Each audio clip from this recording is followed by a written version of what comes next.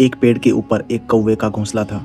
उसी के ऊपर वाली डाल पर एक कबूतर भी रहा करता था। एक दिन कबूतर जब अपने घोंसले की तरफ लौट रहा था, तभी अचानक एक बाज ने कबूतर पर हमला कर दिया। कौवा अपने घोंसले में बैठा यह नजारा देख रहा था। कबूतर का संघर्ष काम न आया और बाज ने कबूतर को अपने पंजे में फंसा लिया। कबूतर के प्राण जब संकट में दिखे, तब कौवे को उस पर दया आ गई। कौवा भी एक शिकारी पक्षी ही था। कौवे ने उड़ान भरी और कबूतर को बचाने के लिए बाज से जा भिड़ा। कौवे के अचानक हुए हमले से बाज बुरी तरह चौंक गया और उसकी पकड़ ढीली पड़ गई। इस वजह से कबूतर उसके पंजों से छूट गया। कबूतर फौरन वहां से बच निकला और नजदीक ही मौजूद इस पेड़ पर बने अपने घोंसले में आकर बैठ गया। बाज के हाथ आया शिकार छूट गया था, इसलिए क्रोध से भरे हुए बाज ने कौवे पर जोरदार हमला कर दिया। ताकत में बाज का पलड़ा भारी था। बाज के जोरदार प्रहार से कौवे की गर्दन टूट गई और कौवा जमीन पर नीचे आ गिरा। बदला पूरा हुआ और बाज उड़ते हुए दूर चला गया। ऊपर पेड़ पर बैठा कबूतर यह नजारा देखे जा रहा था और उसका रक्षक यह कौवा जमीन पर पड़ा अब आखिरी सांसें गिन रहा था। तभी मरते हुए कौवे ने देखा कि एक काला सांप तेजी से उसी पेड़ पर चढ़ रहा था जिस पर उसका और कबूतर का घोंसला था। कौवे का घोंसला कबूतर के घोंसले से नीचे था और सांप जल्दी ही कौवे के घोंसले तक पहुंच गया। कौवा पूरी तरह असहाय हो चुका था और इस वक्त उसके बच्चों की जान खतरे में थी। नीचे पड़ा कौवा देख पा रहा था कि उसके बच्चों पर आए खतरे के बावजूद ठीक ऊपर वाली डाल पर बैठे कबूतर ने हमलावर सांप का जरा भी प्रतिरोध करने की कोशिश नहीं की। सांप ने कौवे के बच्चों को जिंदा ही निगल लिया। इतने भयानक दुख भरे दृश्य को देखकर कौवे ने भी प्राण त्याग दिए। यम के दूत प्रकट हुए और कौवे की आत्मा को यमलोक ले जाया गया। कौवे ने दूसरों की जीवन रक्षा करते हुए प्राण त्यागे थे, इसलिए साक्षात प्रभु यमलोक में मौजूद थे।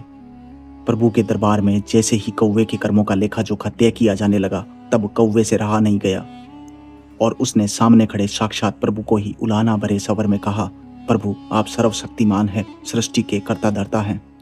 यहाँ मेरे जीवन के कर्मों का लेखा जोखा तो तय किया जा रहा है, लेकिन सबसे पहले उस कबूतर के अन्यायपूर्ण कर्मों का लेखा जोखा तय होना चाहिए। जब मैंने तो उसके जीवन रक्षा करते हुए प्राण गंवाए, लेकिन उसी कबूतर ने एक सांप को मेरे बच्चों पर हमला करने दिया। प्रभु मंद मंद मुस्कुराए और अपनी माया से कौवे को उसके एक पिछले जन्म का दृश्य स्मरण कराया।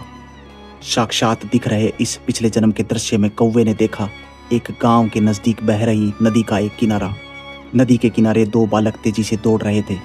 अचानक आगे दौड़ रहे एक बच्चे का पैर फिसला और वह नदी में जा गिरा। वो तैरना नहीं जानता था। ठीक से तैरना तो किनारे खड़े बच्चे को भी नहीं आता था, परंतु अपने साथी की जान संकट में देखकर इस बच्चे ने नदी किनारे पड़ा एक लकड़ी का लट्ठा उठाया और इसके सहारे नदी में छलांग लगा दी।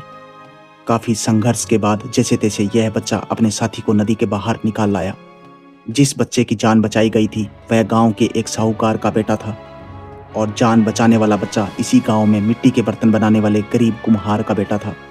साहूकार ने अपने इकलौते बेटे की जान बचाने के लिए कुम्हार के परिवार से कृतज्ञता व्यक्त की। बात आई गई हो गई। बरसों बाद साहूकार के बेटे ने अपने पिता की गद्दी संभाली। वहीं दूसरी ओर कुम्हार का बेटा अपने पिता की मृत्यु के बाद घड़े बनाने लगा। दोनों की दोस्ती अभी भी बहुत गहरी थी। कुम्हार के बेटे की समस्या यह थी कि उसका पिता काफी कर्ज छोड़कर मरा था। इस वजह से पिता की मृत्यु के बाद से देनदारों ने लेन देन का दबाव बनाना शुरू कर दिया। कुम्हार के बेटे ने जमीन बेची, पत्नी के आभूषण बेच दिए, परंतु फिर भी काफी कर्ज चुकाना अब भी बाकी था।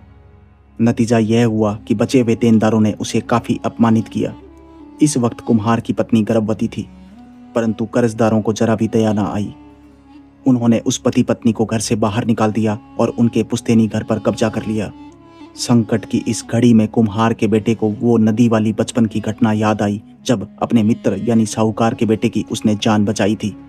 कुम्हार के बेटे को अपने इस मित्र से संकट की इस घड़ी में कोई मदद की उम्मीद थी, लेकिन उसे बहुत धक्का लगा जब उसके साहूकार मित्र ने ना तो उसकी कोई मदद ही की और ना ही परेशान कर रहे देनदारों का विरोध ही किया। नतीजा यह हुआ कि कुम्हार के बेटे को अपनी गर्भवती पत्नी के साथ गांव छोड़ने पर मजबूर होना पड़ा। वो पाई पाई का मोहताज हो गया।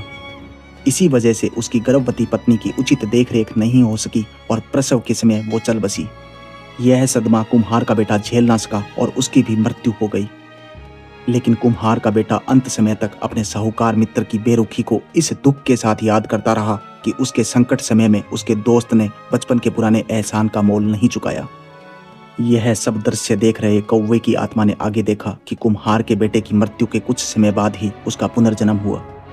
कुम्हार का बेटा इस नए जन्म में कोई और नहीं बल्कि यही कबूतर था। उधर साहूकार अपनी मृत्यु के बाद कौवे के रूप में पैदा हुआ। इस तरह कौवे की आत्मा ने देखा कि वो खुद ही पिछले जन्म का साहूकार था। इस तरह कौवे की आत्मा ने देखा कि कौवे के रूप में कबूतर की जान बचाना अपने आप में पिछले जन्म के कुम्हार के बेटे द्वारा नदी में डूबने से बचाने का ही कर्म फल था। अब भगवान ने पिछले जन्म का यह दृश्य पूरा किया। भगवान अब भी मंद मंद मुस्कुरा रहे थे।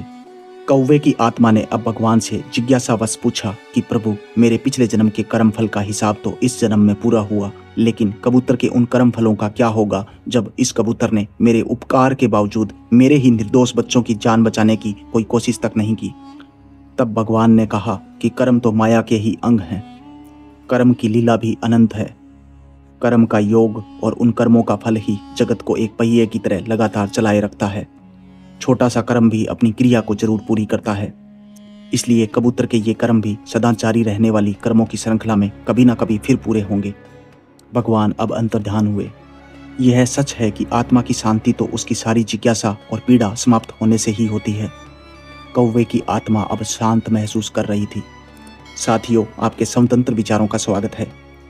कर्म और नैतिकता पर आप क्या सोचते हैं, कृपया कमेंट बॉक्स में हमें बताएं। बस एक विनम्र निवेदन, हमारे छोटे से चैनल के लिए कृपया एक लाइक और सब्सक्राइब जरूर करें ताकि हम आगे भी आप तक रोचक कहानियां पहुंचा सकें।